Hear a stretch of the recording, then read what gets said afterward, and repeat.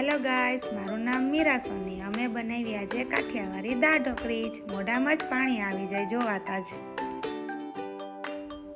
તો હવે આપણે દાળ ઢોકળી માટે બધો મસાલો તૈયાર કરી લીધો છે.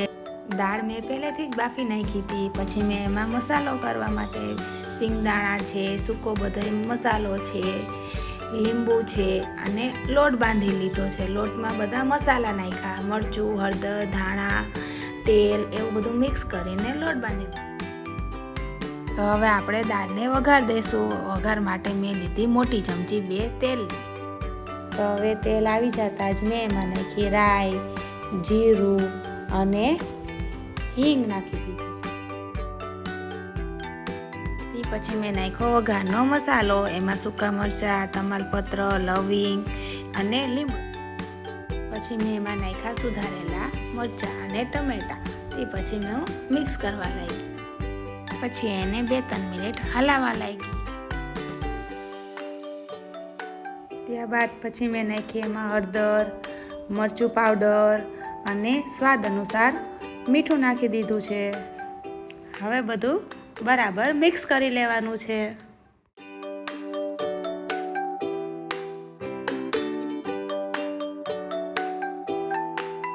તો હવે આપણો વઘાર તૈયાર થઈ ગયો છે. પછી મેં એને દાળમાં એડ કરી લીધો છે.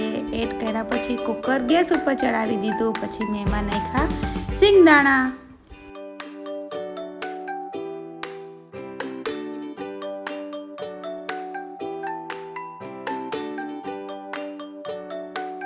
આપણે બનાવશું ઢોકળી. ઢોકળી માટે લોટ તો પહેલેથી જ આપણે બાંધી લીધો હતો.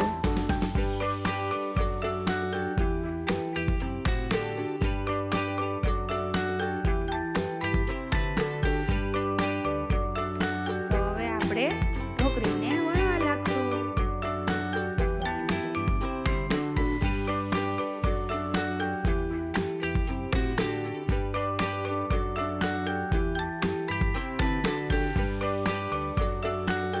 હવે આપણે કટરના મદદથી ચોરસ કટ કરી લેવું.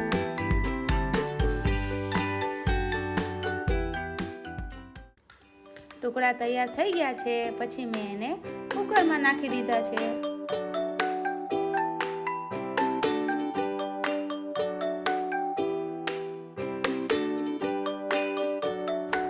ટુકડા નાખ્યા પછી મેં થોડીક નાખી ખાંડ.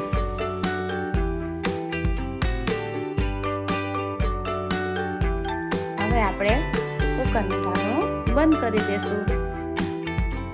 પછી એમાં ધીમા ગેસ ઉપર 2 સીટી થવા દેવાની.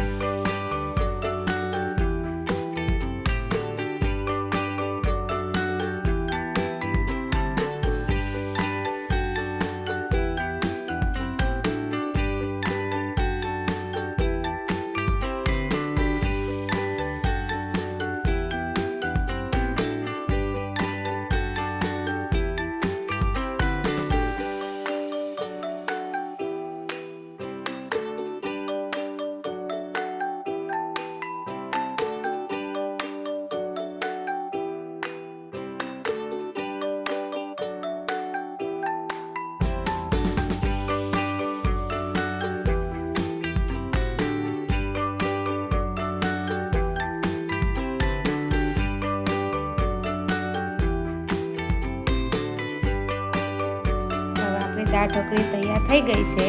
આપણે એને કુકરમાંથી કાઢી લેશું. દાળ ઢોકળી કાઢ્યા પછી મેં એમાં નાખ્યો લીંબુનો રસ, 1 આખું લીંબુ. તે પછી મેં નાખ્યા એમાં ધાણા સુધારેલા જ હતા પહેલેથી જ.